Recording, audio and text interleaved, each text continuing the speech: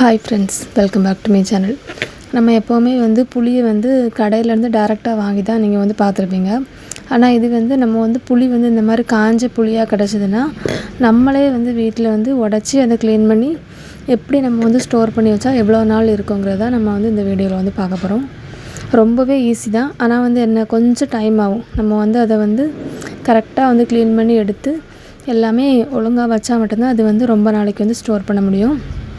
இப்போ இதில் பார்த்திங்கன்னா எப்படி ஈஸியாக புளியை உடச்சி நம்ம குத்தி இதை எடுக்கலாங்கிறத அந்த வீடியோவில் ஃபுல்லாகவே பார்க்க போகிறோம். ஃபஸ்ட்டு பார்த்திங்கன்னா இதில் புளியை தோடோடி தான் நம்ம எடுத்துக்கணும். நல்லா காஞ்சிருக்கணும். புளி காஞ்சது பச்சையாக இருக்கும்போது பார்த்திங்கன்னா நல்லா ஹார்டாக இருக்கும். காஞ்சதுக்கப்புறம் பார்த்திங்கன்னா நல்லா அந்த தோடையை நமக்கு ஈஸியாக கையை வச்சு உடச்சாலே உடப்பட்டுரும். அந்தளவுக்கு ஈஸியாக இருக்கும். இப்போ பார்த்திங்கன்னா தெரியும். இதிலே ஃபஸ்ட்டு நம்ம புளி ரொம்ப காஞ்சிலாம் இருக்காது.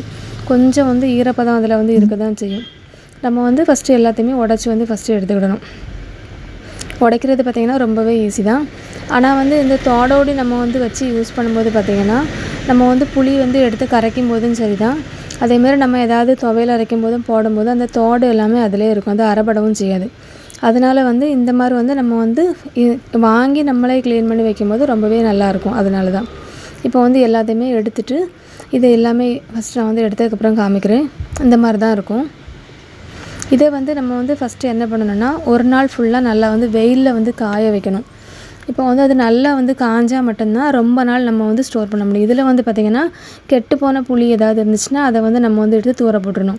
இப்போ இது ஒன்றில் பார்த்திங்கன்னா சொலவில் வச்சுருக்கு, ஒன்றில் பார்த்திங்கன்னா சின்ன தட்டில் வச்சுருக்கு. ஒரு சைடு நல்லா காஞ்சிட்டு இதுக்கப்புறம் நம்ம கையை வச்சு லைட்டாக திருப்பி போட்டுக்கணும். அப்போ பார்த்திங்கன்னா ரெண்டு சைடுமே நல்லா காஞ்சிரும். நல்லா காஞ்சால் மட்டும்தான் அந்த புளி ரொம்ப நாள் நல்லாயிருக்கும். அதனால தான் இப்போ பார்த்திங்கன்னா நல்லா காஞ்சிட்டு இப்போ காஞ்சதுக்கப்புறம் பார்த்திங்கன்னா எங்கள் அம்மா தான் இதை குத்தி காமிப்பாங்க. இது புளி குத்துறதுக்குன்னு தனியாகவே புளி குத்தின்னு சொல்லி உண்டு. நான் எங்கள் வீட்டில் எனக்கு எங்கள் அம்மா யூஸ் பண்ணுறது காம்பஸ் தான். புளி குத்தினா கீழே கட்டை மாதிரி இருக்கும், மேலே இந்த ஆணி மாதிரி சென்டரில் இருக்கும். அது இல்லை, அதனால் இதை வச்சு குத்துறாங்க.